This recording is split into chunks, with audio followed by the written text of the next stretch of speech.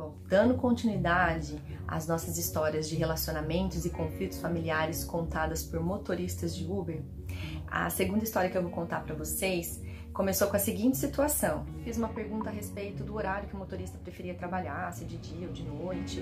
E aí ele me disse que ele estava trabalhando aqui em Londrina só durante essa semana, que na semana seguinte ele ia retornar para Santa Catarina, que lá em Santa Catarina ele faz uma outra função, que eles estavam aqui essa semana porque a esposa e o filho queriam ver a avó materna, né, da criança, e que ele queria retornar para Santa Catarina, mas, né, estava com a expectativa de que a esposa e o filho voltassem também. Daí eu falei, legal, mas então vocês não moram juntos? Daí ele, não, a gente morava juntos, aí a gente se separou, teve muita interferência da minha sogra, a ponto de ter processo na vara de família, porque eu não estava conseguindo ver o meu filho, mas eu e minha esposa a gente reatou, só que agora eu mudei para Santa Catarina, então ela foi comigo, mas eu não sei se ela vai se adaptar ou não. A gente já trabalhou juntos uma vez e não deu muito certo, eu queria que ela voltasse a trabalhar comigo, mas hoje eu tô com uma outra cabeça, espero que ela também esteja, né? E aí eu perguntei para ele por que ele tinha ido para Santa Catarina, né, se a família era daqui. Ele disse que era uma tentativa, inclusive, de diminuir essas interferências, mas ele estava sentindo que a esposa estava muito triste lá, não tinha amigos, familiares, né, então por isso ele trouxe a esposa essa semana, enfim. E aí ele disse que gostaria muito que o casamento dele funcionasse, desse certo. Era muito difícil ficar longe do filho, mas também a avó da criança falava mal dele para ela, então ele também falava mal da avó para a criança não querer ficar muito perto. Bom, a partir de tudo isso que eu fui ouvindo, eu disse para ele duas coisas.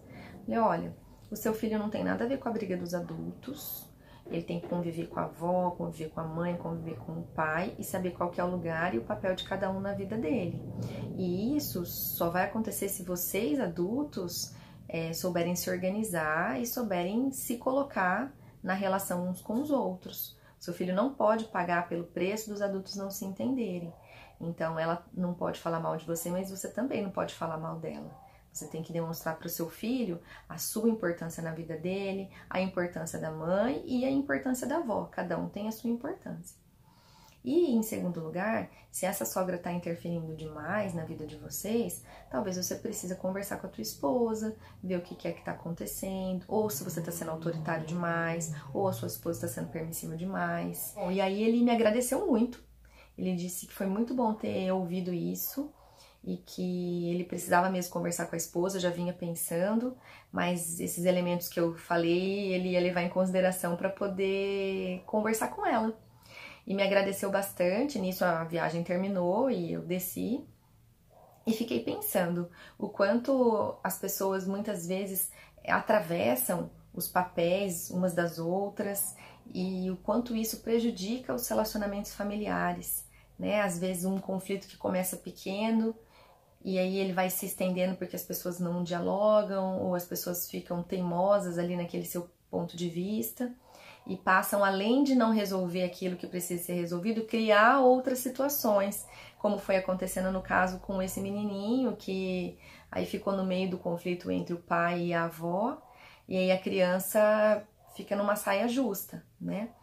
Então, o que eu achei importante e interessante dessa história, é por isso que eu tô compartilhando aqui com vocês, é o quanto as pessoas, na falta do diálogo, acabam criando situações que dificultam e tornam ainda maior o problema que elas já estão vivendo. Não adianta mudar de cidade, mudar de emprego, se o problema continua dentro de cada um. Então, a melhor forma para tentar resolver essas situações conflitivas dentro da família ainda é o bom e velho diálogo. Mas o diálogo ele não pode ser impositivo, então vai ser a minha vontade que vai prevalecer sobre a sua.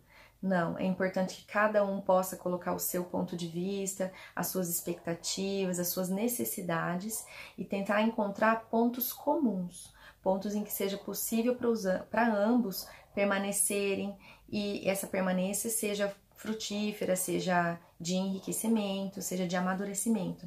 É claro que isso não é fácil, não é simples, mas viver em embate, viver em briga, viver em discussão também não é simples, também traz muito sofrimento.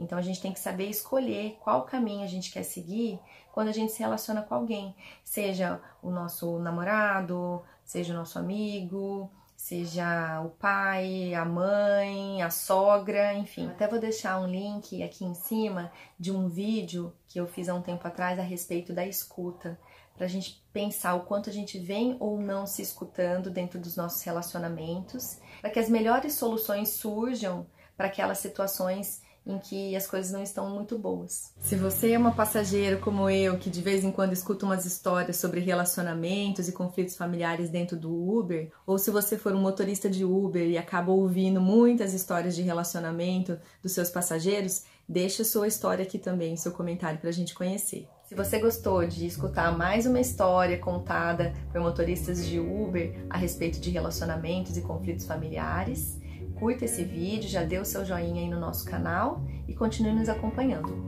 Até a próxima. Tchau, tchau.